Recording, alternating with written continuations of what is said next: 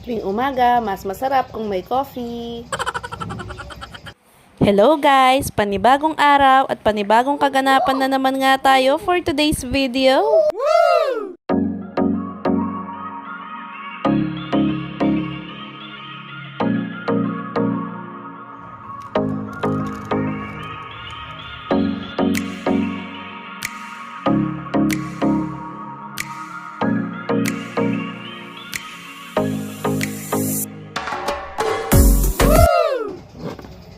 Tuwing umaga, mas masarap kung may coffee. Hello guys, napakasarap talaga ng kape tuwing umaga, di ba? Alas 7 na nga ng umaga nang magising tong isang bata. Pagkagising pa nga lang niya ay kaagad niya nga rin akong hinanap. Nakipagkulitan pa nga rin sa akin yan at inaagaw yung aking kape. Kaya naman binigay ko na nga lang din para naman hindi na siya maglumikot. Copy? Sa sobrang saya pa nga rin niya, ay tignan mo, hinalikan pa ako. Pagkabigay ko nga sa kanya ng kape, ay inakit na niya ako kaagad sa lola niya. At makikipaglaro nga din daw siya. Kaya naman pumunta na nga lang din kami at mamaya na nga lang ako maglilinis. Nadatnan ko nga sila na puro tulog pa. At fast forward na nga lang, sumama pala kami kina mama papunta sa bayan. Biglaan nga rin tong lakad namin dahil nga pagdating namin sa bahay ay paalis sila papunta sa bayan.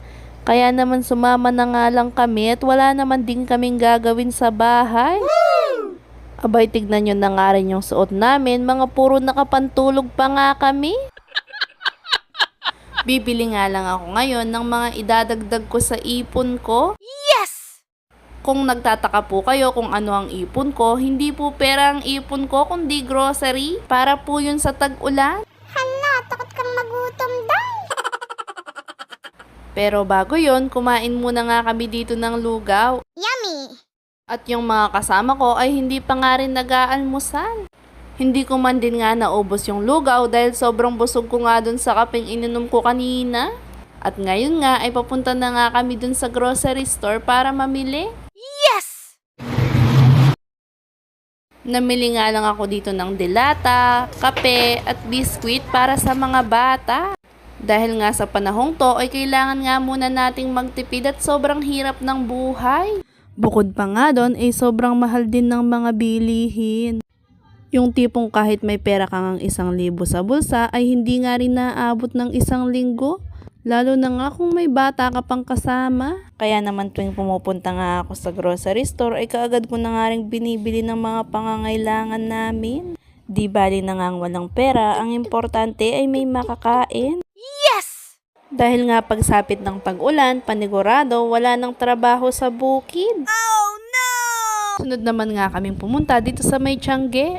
Dahil plano ko nga rin bumili ng mga doormat namin sa bahay. Kaya nga lang, hindi na ako nakapag-video dahil yung isang bata ay nagpakarga at sobrang daming tao. At tignan nyo naman nga, pagdating namin sa motor ay sobrang pawisan na nga rin ako. Alas 10:30 na nga nang kami magpa-uwi na. Pagdating ko nga sa bahay ay naglinis pa nga rin ako ng mini ref namin. Ang una ko nga rin inayos dito ay ang gamot ng mga bata. Tinignan ko nga lang din yung mga expiration date at tinapon yung mga wala ng laman. Simula nga din na magkaanak ako ay natuto na nga ako mag-stock ng mga gamot. Lalo pa nga sa panahon ngayon na sobrang init sa tanghali at uulan naman tuwing hapon. Kaya naman minsan hindi natin maiwasan na may magkasakit lalo na sa mga bata. Habang inaayos ko nga yung mga pinamili ko ay tignan nyo naman yung isang batang nakabantay. Kaya naman pala nananahimik ay nakapagtago na ng Yakult. Sunod ko namang inayos ay ang nabili kong pinya. Okay guys, na-slice ko na nga yung pineapple. Ilalagay ko na muna sa ref para masarap siya. Mas masarap kasi yung pineapple kapag malamig. Ang sunod naman dito ay inayos ko na nga rin yung mga ipon ko. At takot nga rin akong magutom. Hay, salamat. Natapos din. At yan na nga lang muna for today's video.